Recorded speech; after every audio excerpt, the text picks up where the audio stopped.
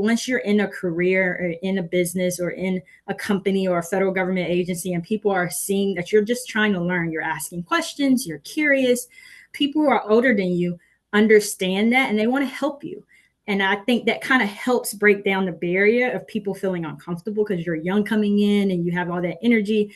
But when you're really open to learn, I think that showcases a lot to people who've been in the company and see that. That would be my first piece of advice is to really go in with the attitude of being a student and learning from those who've been there with you. Hello, and welcome to this episode of our Storytelling Miniseries. I'm Sylvia, staff writer at GovCIO Media and Research. Education is everything. Whether you learn in a classroom, in a lab, in the field, or sitting in your office with your team, it will take you farther than you ever could have imagined. As you heard from our first guest, Brittany Chappell, the NASA Acquisition Innovation Launchpad Program Director, or NAIL for short, being curious and asking questions is one of the first steps to building yourself up. Brittany began asking questions following her meetings. Her curiosity and interest in the team's work led the way to build relationships with team leaders. Just pick up the phone, give them a call, ask them a couple of questions, and then they'll start picking your brain. In meetings, they'll start calling and asking for your opinion. And it just helped me and gave me more confidence to ask questions in meetings on my own and to reach out and do that on my own. And it got to a place where after the meetings and when I was junior in my career, I would go to a colleague or mentor who I would consider a mentor and said, what could I have done differently? Just seeking feedback. I just got comfortable with asking questions privately. And so because I got comfortable with doing that, people were able to just ask me in meetings what I thought, call on me for my opinion. And something as simple as that breaks the ice. Something as simple as just going to one person. You don't have to speak up in an entire meeting, asking them questions, getting their feedback. Then they get to know you more. They feel more comfortable asking you for your opinion in meetings. You start really realizing the power that you have with just simply asking the questions or just simply being curious. I think something as small as that opens that door for confidence for you to continue to move forward. And so when something does happen, because now you have the confidence, meaning, someone gives you constructive feedback, it doesn't sting as much, right? Because you've gained that confidence before and you can internalize it, take it and make it better. But I think it starts with something small to continue to build your confidence up, like a snowball effect. In addition to asking questions, Rose Mata, Verizon's Senior Director of Federal Healthcare and Education, said making a pointed effort to include everyone helps create an environment open to learning and teaching. This allows everyone on her team, from junior to seasoned professional, to feel comfortable asking questions and build trust. Rose takes pride in leading by example. She's worked and increased her experience with Verizon for nearly 20 years. When it came time for her to lead a different department, Rose began to feel like she needed to fake it to make it. But she used the opportunity to learn from a peer, just as she did as a junior employee. I made it very clear to my team, I'm going to learn from you, right? And I'm going to ask questions, and I hope that you'll help and partner with me to kind of understand those things. So again, you're leading by example and showing people it's okay to have that vulnerability. It's okay to ask questions. It's okay not to know. And, I think as women, sometimes that hits us in a different way, right? Where, we feel a more intense feeling when we don't know or when we have to ask a question. And so I really try to consider that as well, no matter who it is, really, but just kind of creating that environment of trust. You kind of fall on the sword and set the example by asking questions, and just making everybody feel comfortable so that there's a comfort level for all parties. I identified a peer of mine, and in knowing that individual had been on the other side of the business for about the same amount of times and had just taken on the scope of work that I have been in for 18 years, I kind of said to myself, hey, there's some really great alignment there. We both are entering the business with expertise on one side of the house, but we're entering into these positions not knowing a thing really about the other side of the house, just knowing and understanding that we have the leadership skills to get through it. And there was a moment in time where I was studying, if you will, with this individual about a particular topic. Big initiative happened, a bunch of calls were set up to have a discussion about this certain topic.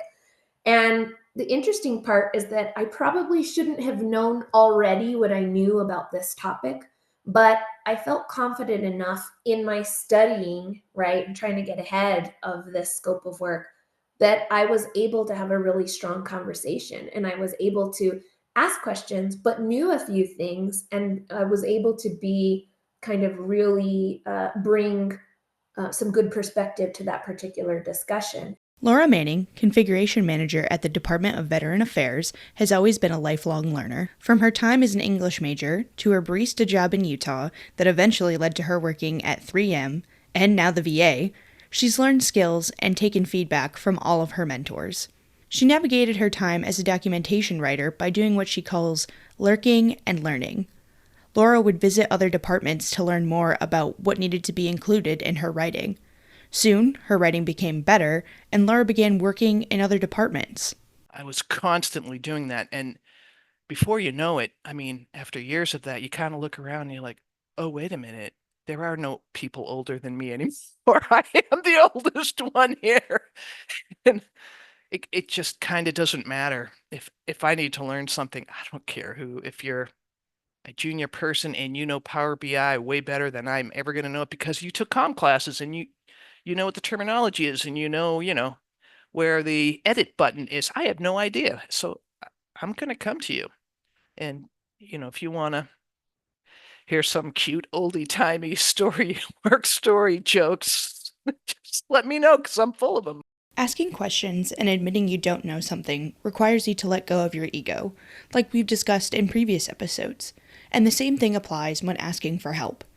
A study from the National Alliance on Mental Illness, or NAMI, found that the majority of employees say it is appropriate to discuss mental health concerns at work, but significantly fewer say that they would personally feel comfortable in doing so.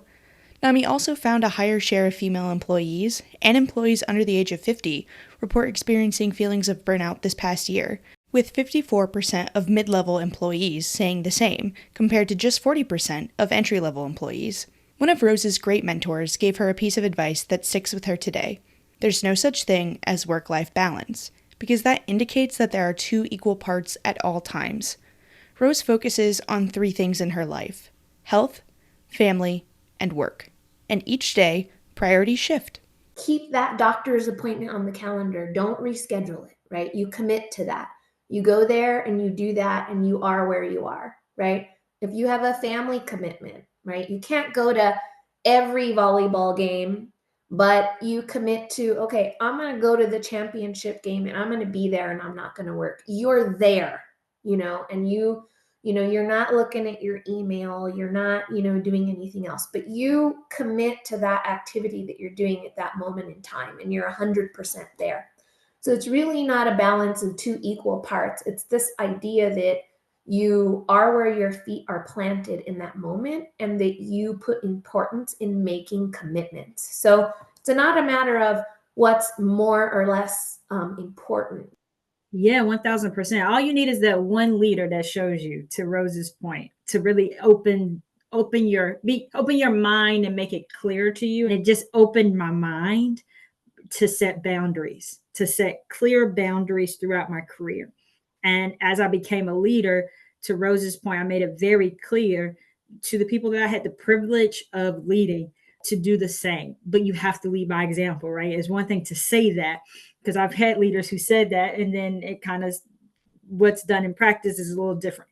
So you have to set clear boundaries and you have to lead by example. And that means a number of things, right? That means I tell my team at 4:30, my phone is going to turn off. In fact, I had one of my boss asked me what an icebreaker recently was, what do we do to unwind from work? And the first thing I said is, and my team is on this meeting because I've already said this to them, and this is what leading by example is. The first thing I do at 4:30 is that I turn off my work phone, turn it completely off, because that helps me unwind.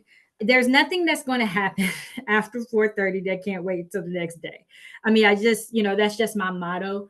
And so I think setting those clear boundaries in the work that you do as a leader, so that your people who you're having the privilege to lead understand that they can do the same when it comes to balancing both personal and professional work, right? And prioritizing self-care is a big one. And then last thing I want to say is, as a leader, my goal is to be the champion for change.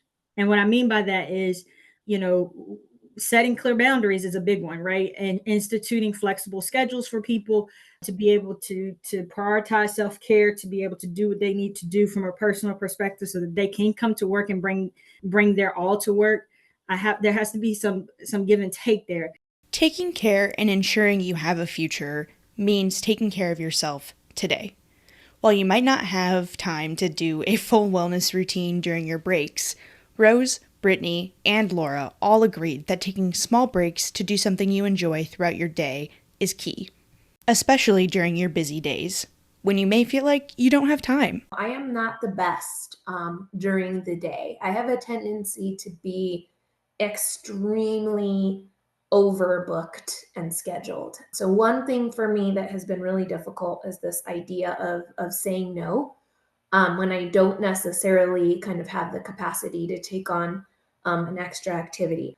I put the jams on. I put my music on. It was super loud. I just put like a jamming workout playlist basically. And I walked as fast and as hard as I could for 15 minutes, turned around and walked back. Well, after that moment, I was so refreshed and so energized just from that brisk movement in the middle of the day.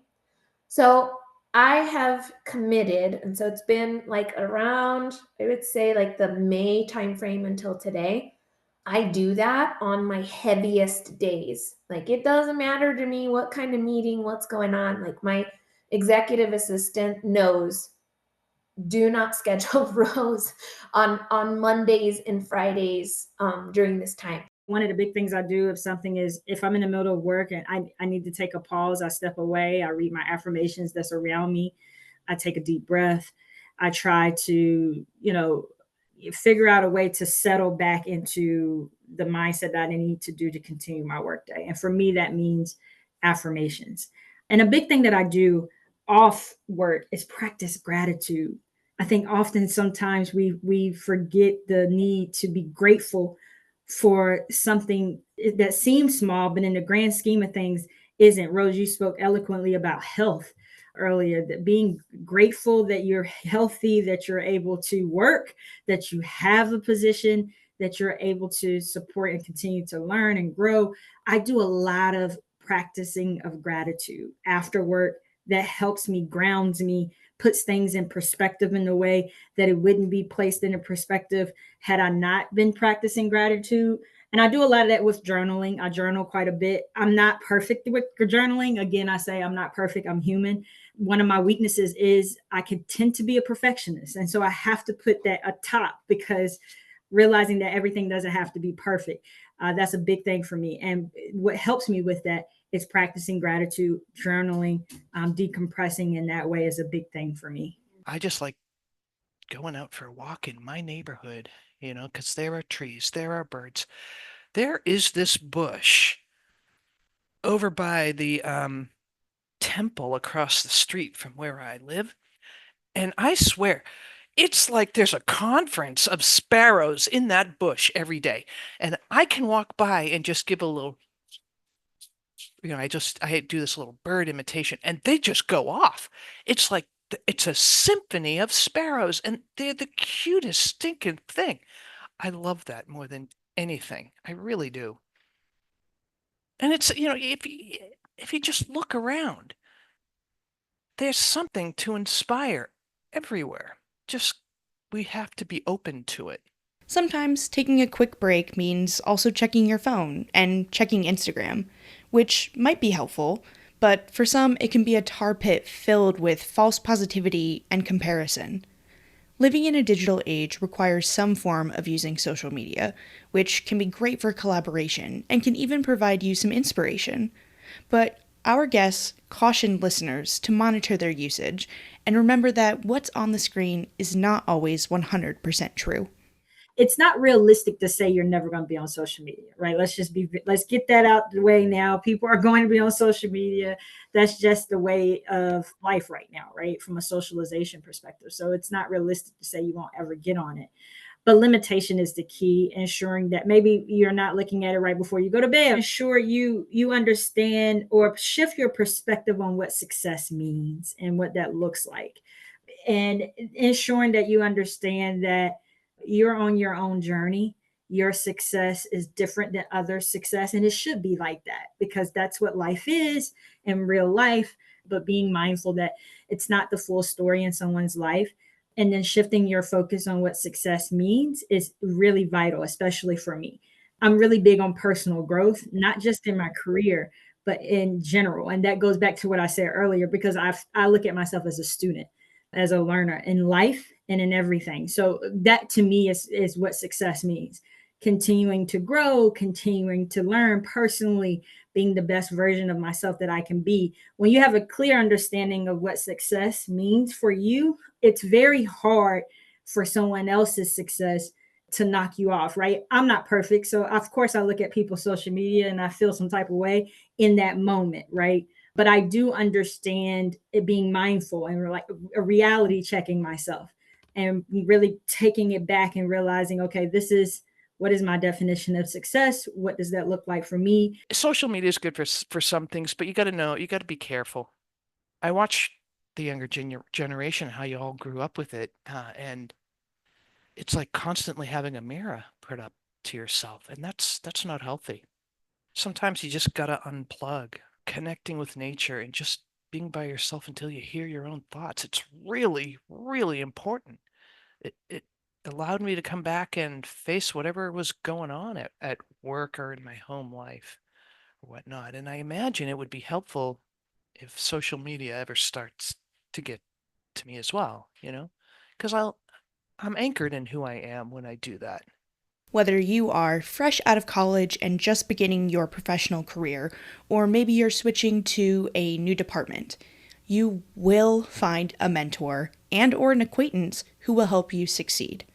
With some confidence, support from your team, being yourself, and staying curious, meaningful relationships and mentorships will come naturally. Being a good mentor and a good mentee means listening, learning, and leading, all from a place of understanding. My boss is really good at figuring out what kind of work that's available to our department we're all going to be good at based on what we like to do and what we're strong at. And she divvies out our assignments that way. Just a really good leader, you know? But it also takes making it known what you like to do, exploring, not being afraid of exploring, because it's great to expand your skill set. Get yourself a group of mentors. And there's a lot of different types of mentors. Some, are mentors and people that you're talking to, about your career. Some are people that you're just really close to, whether it's work or personal, that, have a high level of goals that they want to achieve as well, right? Surround yourself with the people that have those high level goals in alignment in the same way that you do. It doesn't have to be in the same business or, that kind of thing, right? But get yourself a group of kind of your board member group to have discussions, right? And to be able to bring you back to that level of confidence and remind you not only of the special gifts, but about the opportunities and things that you're working on, because we're all, a work in progress as we continue to move forward. Big thing is having confidence in your voice and actions. I think when you show up and have confidence in whatever you do, it becomes easier for you to navigate work-life balance, to navigate what it means, to be in the work life, to be in the work environment. Confidence is the key, is for me, and that's the one piece of advice that I would share, is to remain confident in who you are, your voice and your actions, and allowing that to lead, and everything else will come naturally. And don't be too quick or to rush into things. Allow your journey to be your journey. As long as you show up in confidence and confident in who you are, your voice and your actions, everything else will follow for sure. Thanks for listening to this episode of our Storytelling Miniseries. Be sure to check back for our final episode on December 16th. Like what you heard? Be sure to rate and review us on the podcast platform of your choice. It helps us deliver the content that matters most to you. For GovCIO Media and Research, I'm Sylvia Oakland.